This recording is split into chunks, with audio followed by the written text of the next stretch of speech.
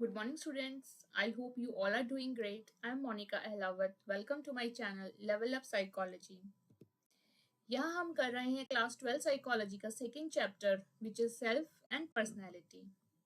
हमारा टॉपिक चल रहा था न्यू एनालिटिक अप्रोचेस यानी कि पोस्ट फ्रोइडियन अप्रोचेस एंड आज हम करने वाले हैं अपनी अप्रोच इसमें अंडर पोस्ट फ्रोइडियन अप्रोचेस कारेन हॉर्नाई की। ठीक है, जिन्होंने की फोकस किया था ऑप्टिमिज्म के ऊपर। ओके, कारेन हॉर्ने एक जर्मन साइको एनालिस्ट थी। ठीक है, एंड ये भी जो है फ्रॉइड के साथ जैसे इन्होंने काम किया था, लेकिन फ्रॉइड की कुछ बातों से ये डिसअग्री करती गई थी। अब फ्रॉइड ने क्या किया था, फ्रॉइड ने जो विमेन है उनको इंफीरियर तरीके से ट्रीट किया था इन हिज थ्योरीज, जो कि कैरन हॉर्नाई ने बिल्कुल भी एक्सेप्ट नहीं किया था। तो इन्होंने जो अपनी अप्रोच दी थी उसमें सबसे पहले तो इन्होंने विमेन साइकोलॉजी के ऊपर काम किया था। ठीक है, वो हम पढ़ेंगे।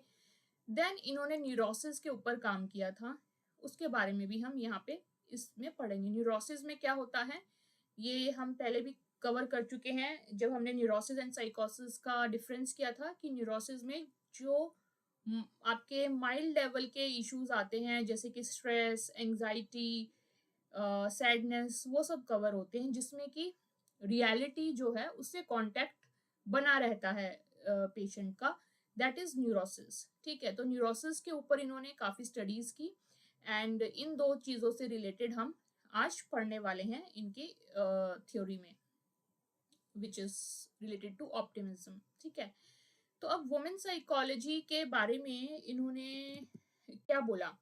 इन्होंने फ्रॉइड ने विमेन को इंफीरियर माना अपनी थेरेपी में।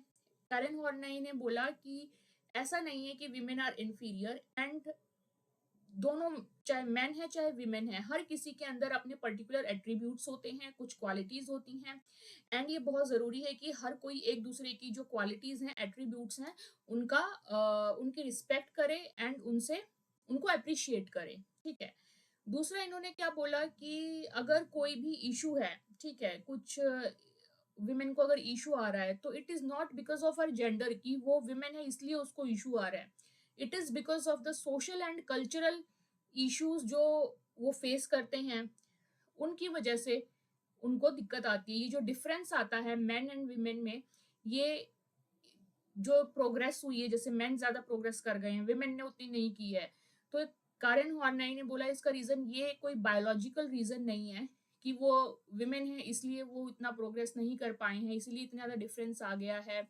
बल्कि इसका रीजन है कि जो सोशल एंड कल्चरल चीजें हैं they are not in much favour of women. ठीक है, तो ये चीज इन्होंने की और इन्होंने फिर ऑप्टिमिज्म की बातें की कि चाहे कोई भी इंसान है, हर कोई जो है वो ग्रोथ की तरफ बढ़ना चाहता है, सेल्फ एक्चुअलाइजेशन की तरफ बढ़ना चाहता है। ठीक है, सो यही चीज है, आपकी बुक में ज्यादा सिलेबस में नहीं है, तो हम उसी तक जो है लिमिट रखेंगे अपनी स्टडी यहाँ पे।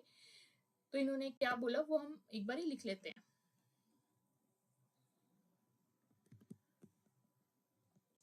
ये जो बात थी उन्होंने, this section is about women के बारे में क्या क्या बोला कि neither sex can be viewed as superior और इंफीरियर, कोई ना सुपीरियर है ना इंफीरियर है, each sex has attributes that should be admired by other. ठीक है, यही हमने अभी पढ़ा कि कोई इंफीरियर नहीं है, कोई सुपीरियर नहीं है, एंड हर किसी के अंदर कुछ एट्रीब्यूट्स होते हैं एंड दूसरे वाले को वो जो है एडमायर करना चाहिए।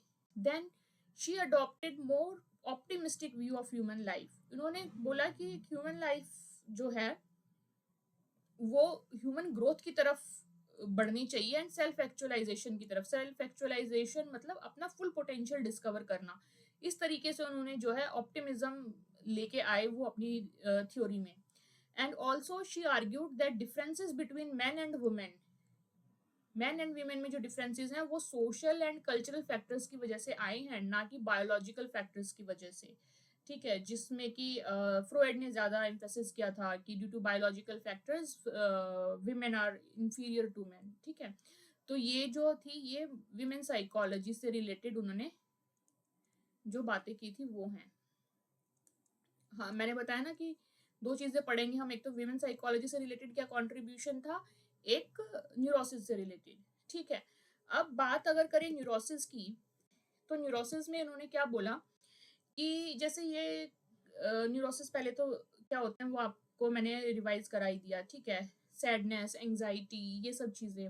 इन्होंने बोला कि ये सब चीजें किसी इंसान के अंदर तब आती हैं जब वो चाइल्डहुड में जो है पेरेंट्स की तरफ से कुछ उसका कॉन्फ्लिक्ट रहे। ठीक है, कि अगर पेरेंट्स सपोज करो उसकी तरफ इनडिफरेंट बिहेव कर रहे हैं, या उसको डिस्करेज कर रहे हैं, है ना, तो इससे क्या होगा कि वो चाइल्ड की जो डेवलपमेंट होनी है उसमें थोड़ी सी रुकावट आ जाएगी, एंड चाइल्ड को इस दौरान एंजाइटीज डेवलप होनी शुरू हो जाएंगी। ठीक है, तो वो जो न्यूरोसिस की सिचुएशन है ये आती है basically from childhood due to the differences, interpersonal differences with the parents. ठीक है, ये बात इन्होंने बोली।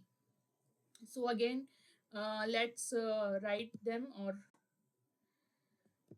Study them in the slide, same चीज।